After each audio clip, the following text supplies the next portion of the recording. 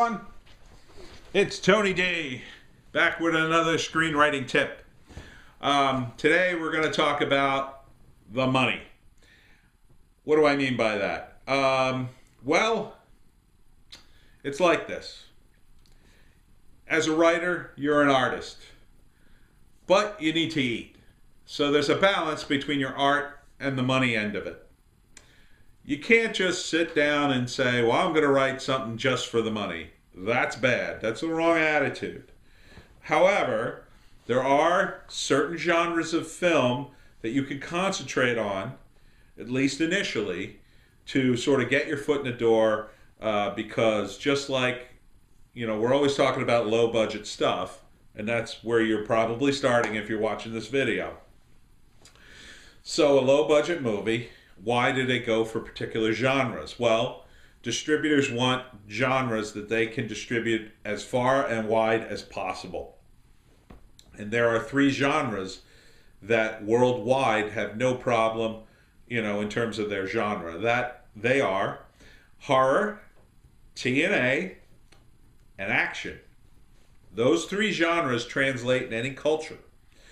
So distributors tend to look for them. Now, out of those three, action can be very expensive and dangerous to do on a low budget. There's insurance, there's stuntmen, and man, if you don't have the right guys, it's going to look like crap. So you might want to stay away from action. The next hardest one, believe it or not, is the TNA. I know it sounds easy. On its surface, it doesn't require the action. It doesn't require, anything but the actors. But and we're mainly talking about actresses being nude, it's very difficult to do. You have to be very professional. You have to have a closed set. And actresses can be very reluctant. They've heard it all before. They're very unscrupulous guys who will pretend to shoot a movie just to get girls naked and get them on camera. You have to be very above board. It's very difficult. I was working on a movie where there was a strip club scene. We couldn't get any of the actresses to agree to be naked in the strip club. So eventually we got one actress to agree to it.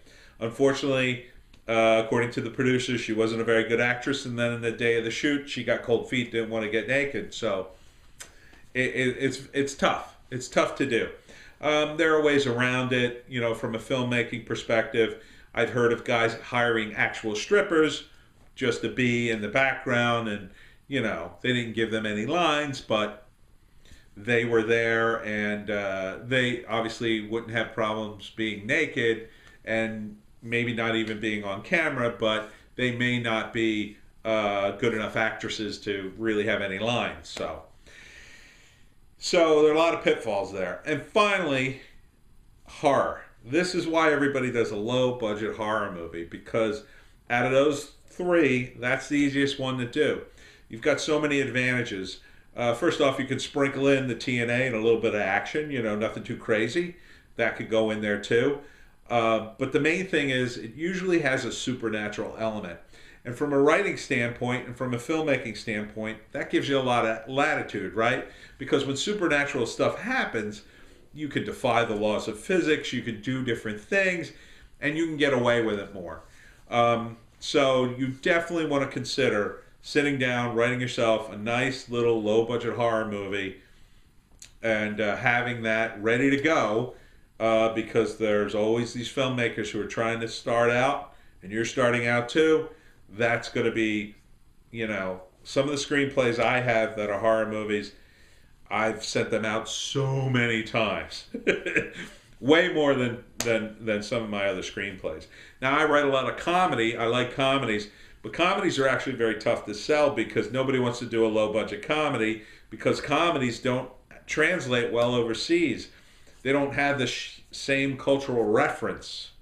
So, a comedy you write in America about an American high school is not going to resonate in Japan or India or Russia. They have different school systems. They have a different frame of reference. It's not going to work. It's just not going to work. So, and I'm not saying you should write comedies. I'm saying they're going to be a lot harder to sell. If you're going to concentrate on something, you want to get your first sale, you want to probably write a low-budget horror. Now, another thing you could work on, other than those three genres, there are a couple of genres that are sort of right on the border. They're not ideal, but crime dramas, just straight up dramas and love stories. Those can have very universal themes that will translate. Unfortunately, it's the stuff around them that won't, the settings. So you have to work hard to try to stay away from things that will be distinctly American in the crime dramas and romances, if you can. Very tough to do, but it's doable if, like, the character's isolated in a cabin, or living someplace in the that by themselves. There are ways. You have to explore that on your own, but that's what you want to consider in your head. Will this translate in other countries? Will people who have no frame of reference about America and television and music, will they get it? That's the kind of story that is sellable, and also low budget, which we've talked about before. Another thing you could do, if you're just starting, especially if you're just starting out, is you want to write 5-minute screenplays.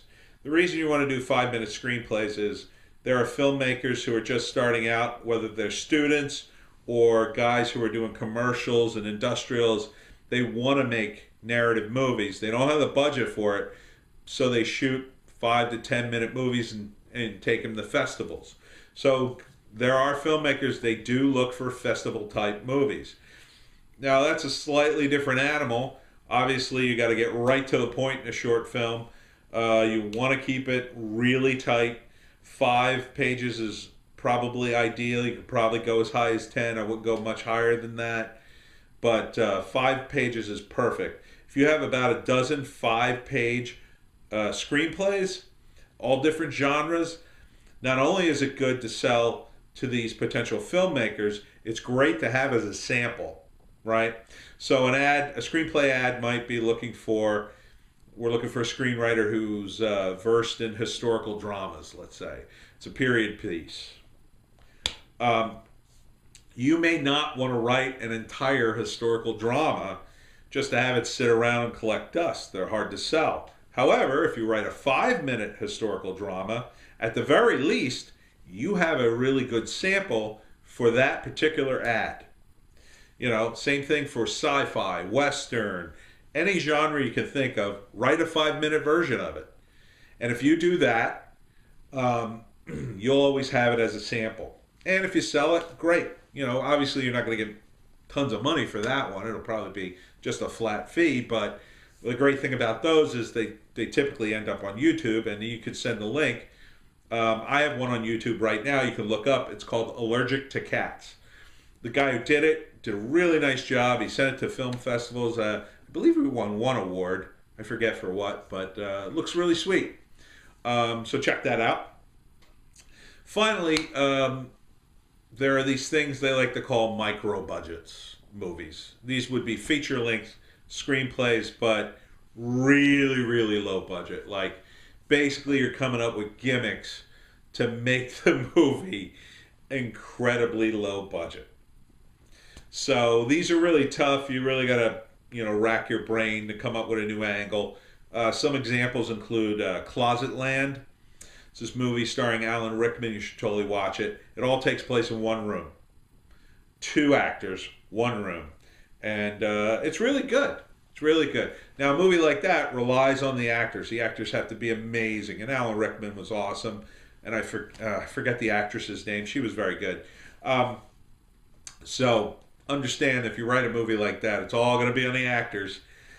There's also another movie whose name escapes me, but the premise is there's a meteor and these people are in a house, and when the meteor passes, it shifts them into an alternate reality, and they can't find their way back to the alternate reality with their version of the house. They keep going in and out of the house into different realities, but it's the same house. I mean, in terms of where they shot it. It's an okay movie. It has a weird ending. I won't ruin it for you, but if you could find it, I think one of the guys from Buffy the Vampire Slayer was in it. The guy who played Xander. But it's an interesting movie, and it's an example of how you can shoot a feature-length movie. You know, anything that just takes place in a house, typically that's a low-budget movie. You know, because it's all in the house. You can set up the cameras and just, if you have access to the house, usually it'll be the producer's house or the director's house. Maybe it'll be your house if you're the producer or the director too. So anything micro-budget, you know, if it was a movie like this about a guy trapped in his house and he's talking to the camera, you know, stuff like that. If you really come up with something unique and interesting that's just not going to require a lot of setup, you know, filmmakers will totally buy that screenplay. You know, it's just a way to get your foot through the door, get your movies made, and you can always move up from that. You know, when studios talk about low budget, they talk about a $5 million production.